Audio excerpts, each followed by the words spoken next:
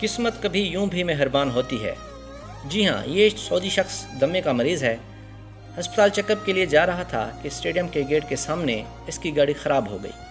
کافی کوشش کے باوجود کوئی حل نہیں نکلا، یعنی اس کی گاڑی ٹھیک نہیں ہوئی۔ آخر کار تنگ آ کر اس نے 20 ریال کا ٹکٹ خریدا اور اسٹیڈیم میں میچ دیکھنے کے لیے داخل ہو گیا۔ ابھی چند منٹ ہی بیٹھا تھا کہ انعام کے طور پر اس کی گاڑی نکل آئی۔ نئی گاڑی کا انعام سنتے ہی یہ اپنے جذبات پر قابو نہ رکھ سکا اور اس کی آنکھوں میں خوشی کے آنسو آ گئے۔